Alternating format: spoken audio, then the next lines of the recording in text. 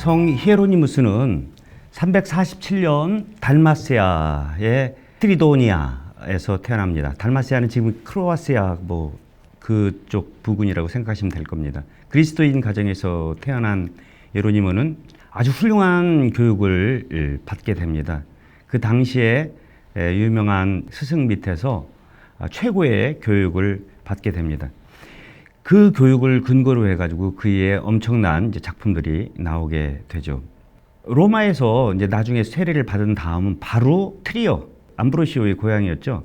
거기에서 이제 수도 생활을 알게 된 후에 루피누스, 크로마시우스 다 쟁쟁한 이분들도 하나하나 다 다루면 좋겠지만 하여튼 다룰 수는 없는데요. 이분들과 함께 소위 아퀴레아 서클, 그러니까 아퀴레아 동아리라는 금욕 동아리를 만들게 됩니다. 그러니까 수도 생활이 어떻게 보면은 초보적인 공동체라고 할 수 있는데 여기에서 그 친구들과 함께 이제 기도 생활, 열정적인 금욕 생활과 함께 이제 학문 연구에 매진하게 돼요. 그러나 이 동아리는 얼마 되지 않아 이제 해산되게 됩니다. 이 예로니모는요 성질이 아주 못됐어요. 그래가지고 안 싸운 사람이 없습니다. 하여튼 암브로시아하고도 싸우고 나중에는 아우구스티누스하고도 싸우고 하여튼 대단한 분이에요. 그래서 해산된 다음에 이제 동방으로 가게 되면서 안티오키아 근처에서 이제 광야의 은수 생활을 이제 시작하게 되면서 히브리 말과 그리스 말을 이제 더 열심히 이제 공부를 하게 됩니다.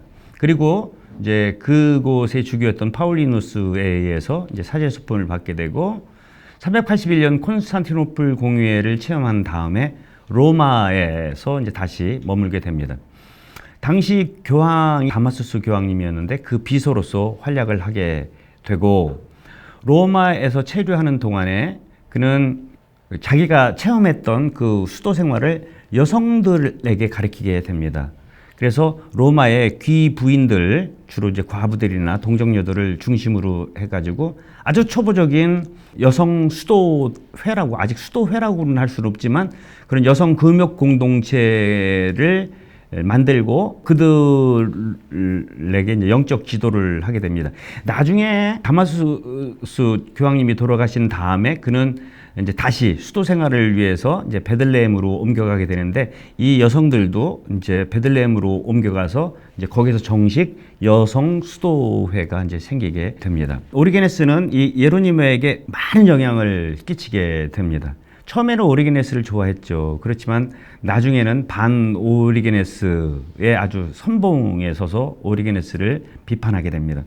근데 재미난 것은 오리게네스의 일반적인 원리론을 토대로 한 신학 주제들에 대해서는 비판을 했지만 그의 성경 주석에는 많은 영향을 오히려 받았다고 이렇게 이야기를 할 수 있겠습니다. 뭐니 해도 그 성 예로니모 하면은 불가타 성경, 우리 가톨릭 교회의 라틴 교회의 정식 성경으로 전례나 또 일반 신자들이 많이 읽거든요. 왜냐하면 라틴말 이제 히란말을 할 수 있는 사람들이 적어진 거예요. 이 라틴 교회.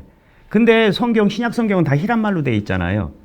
이것을 라틴말로 번역한 분이 성 예로니모고 그 분의 그 성경 번역본을 뭐라고 하냐면은 불가타라고 해요. 불가타라는 말은 대중적인 이런 뜻입니다. 그리스 말을 아는 사람들만 신약 성경을 볼 수 있었는데 혹은 구약 성경도 70인역을 볼 수 있었는데 일반 라틴 말을 하는 모든 라틴 사람들 역시 이제 이 성경을 볼 수 있게 만든 그 불가타 성경을 이분이 번역했다는 게 굉장히 중요합니다. 당시 불가타가 나오기 전에 그럼 라틴 사람들은 성경을 안 읽었냐? 읽었죠. 그 성경을 베투스 라티나라고 이야기합니다. 오래된 라틴말 번역본이라고 이제 한국말로 할 수 있는데 여기에는 이게 구약 성경 같은 경우에는 직접 히브리본에서 구약 성경 히브리말 쓰여 있잖아요. 그 히브리말에서 라틴말로 직접 번역한 것이 아니라 히브리말을 70인역으로 이제 번역한 거죠. 그리스말, 히브리말을 그리스말로 번역했고 이 그리스말로 번역된 거를 라틴말로 또 한 거예요. 그러니까 이른바 중역이죠. 그러니까 매끄럽지 않을 뿐더러 어떤 번역은 두 번에 걸쳐서 한 번역이기 때문에 잘못된 번역들도 있을 수 있었다라는 거예요. 그래서 당시 교황님이었던 다마수스 교황님은 대대적으로 이 번역본을 개정해야겠다는 마음을 먹고 비서였던 예로니모에게 위탁을 하게 되죠. 그래서 좀 더 쉬운 대중판을 위해서 구약 성경 같은 경우에는 히브리말에서 직접 번역을 하게 되는데, 여기도 좀 원칙이 있죠. 잘 안 알려진 것, 깊이 들어가서 번역을 하지 않지만 전례나 빈번히 사람들한테 회자되는 그런 이야기들은 아주 엄격하게 이제 번역했다고 볼 수 있고, 신약 성경 같은 경우에는 이제 그리스 말에서 이제 라틴 말로 이렇게 번역한 것이 이 성 예로니모의 가장 훌륭한 업적이라고 얘기를 할 수 있겠습니다. 뿐만 아니고 이렇게 성경 번역뿐만 아니고요, 이 성 예로니모가 중요한 이유는 동방의 그 어마어마한 책들을 라틴말로 번역했다라는 거예요. 그러니까 오리게네스가 쓴 그 책들이 어떻게, 예를 들어서 암브로시오 같은 경우에는 직접 볼 수 있는 능력이 있었죠. 그리스말을 볼 수.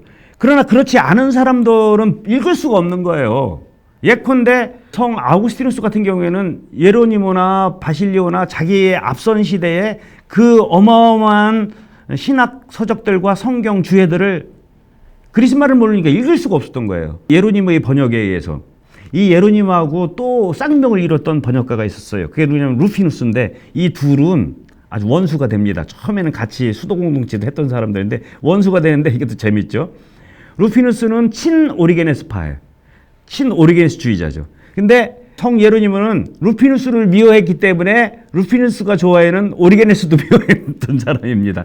어쨌거나 그래서 둘 다 원리론을 번역하게 되는데, 이 루피누스 같은 경우에는 좋게, 여기는 좀 나쁘게 뭐 하여튼 이렇게 했는데, 어쨌거나 예로니모는 이렇게 오리게네스 저작뿐만 아니라 동방에 쓰여진 아주 중요한 책들을 번역한 것으로도, 그 자체만으로도 이 성 예로니모의 진가는 교부학에 있어서 굉장히 중요한 의미를 지니고 있다.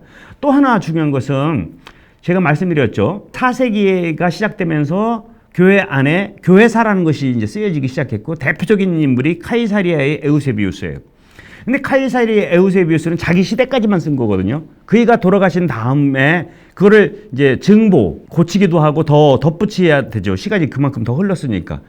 이것을 데비리부스 일리스트리부스라고 해가지고 명인록 이라는 이름으로 교회사가 계속해서 연장되는 책을 이제 이 양반이 쓰기도 했고, 본인 자신이 이제 수도 생활을 했고 또 여성 수도자들을 지도하기도 했지만 수도 생활에 관한 많은 문헌들을 씁니다. 문헌 개별 작품도 중요하지만 이가 수도 생활에 관해서 이렇게 저렇게 한 그 편지들은 굉장히 중요해요. 그 편지들은 차치하고 이가 쓴 책들은 성 안토니오의 생일에 쓴 아타나시오와 버금갈, 그런 책을 쓰려고 이가 이제 생각을 하고 3명의 수도자들의 생애를 쓰게 됩니다. 성 마르쿠스의 생애, 성 힐라리온의 생애, 은수자 파울루스의 생애. 이 책은 라틴말로 써서 안토니우스의 생애와 함께 이 서방 수도 신학에 있어서 굉장히 중요한 의미를 지니게 됩니다.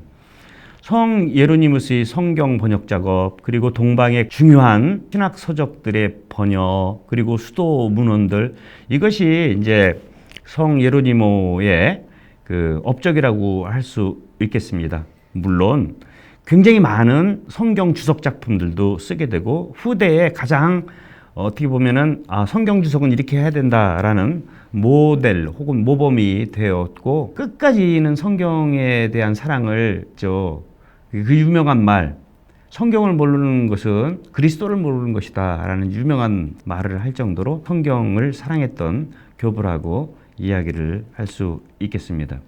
이렇게 우리는 4세기에 굉장히 중요한 그 황금기를 이끌었던 몇몇 서방 교부들을 살펴봤어요. 성 힐라리오부터 시작해가지고 그 뒤를 이은 성 암브로시오, 그리고 성 예로니모에 대해서 알아봤습니다.